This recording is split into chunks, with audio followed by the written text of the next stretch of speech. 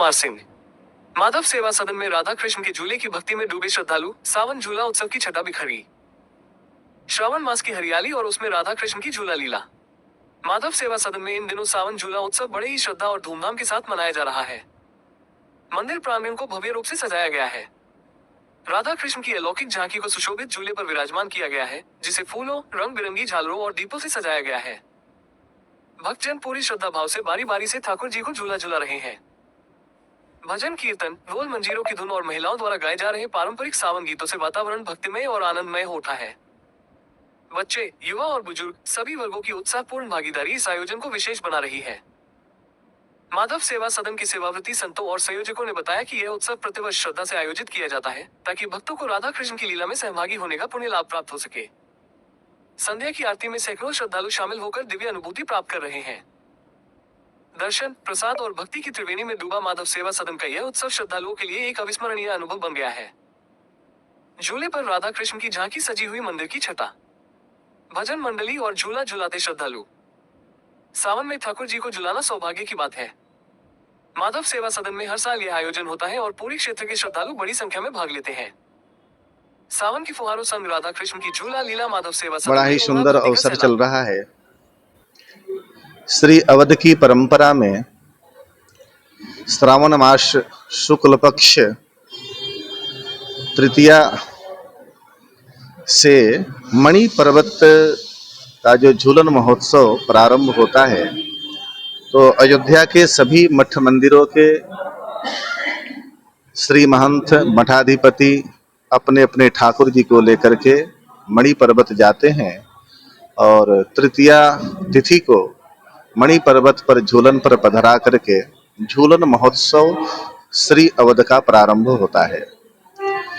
मणि पर्वत से ठाकुर जी मठ मंदिरों में आते हैं और अयोध्या के सभी मठ मंदिरों में झूलन महोत्सव प्रारंभ होता है और यह झूलन महोत्सव पूर्णिमा तिथि तक चलती है। ये अवध की एक परंपरा है, रसिक संतों की एक परंपरा है। अपने अपने आराध्य को रसिक जन रिझाने के लिए आतुर रहते हैं और एक समय ऐसा आता है वर्ष में कि भगवान को रिझाने के लिए संतजन झूलन पर अपने ठाकुर को बैठा करके झूलन झुलाता है। बड़ी विचित्र बात है। शास्त्र दृष्टि से देखते हैं तो भगवान संपूर्ण जगत के लोगों को झूला झुलाते हैं, यानी हम सब कभी सुख में, कभी दुख में, कभी आसमान में, कभी पृथ्वी पर, ये तो झूला ही है एक तरह से।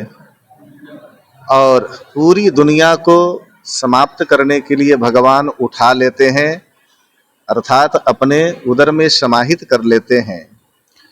और यहाँ पर रसिकों ने भगवान को झूले पर बैठा करके झूला झुलाया है और झुलाते हैं।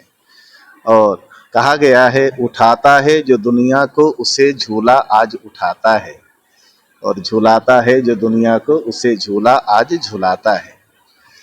तो यह बड़ी विचित्र बात है, रसिक संतों की है। तो यह परंपरा हमारी चल रही है श्री अवध की, और उसी परंपरा का निर्वहन हम सब संत जन करते आ रहे हैं। दूर दूर से भक्त जन आते हैं, इस अवसर का लाभ लेते हैं। अच्छे अच्छे संगीत के मर्मज्ञ संगीताचार्य अच्छे अच्छे आते हैं इस अवध में, अच्छे अच्छे कलाकार आते हैं और झूलन के पद गाते हैं, अपने श्रीमुख को, अपने मुख को शुद्ध करते हैं। और यह अनुभव करते हैं कि भगवान के सामने, दुनिया के सामने तो हम सब गाते रहते हैं, लेकिन भगवान सामने हो और उनको रिझाने के लिए कुछ पद का गान हम गा लिया तो हमारा मुख, हमारा शरीर सब सार्थक हो जाता है। यह परंपरा है हमारी। जय श्रीमन नारायण। माधव सेवा सदन, स्वामी रामानुजाचार्य।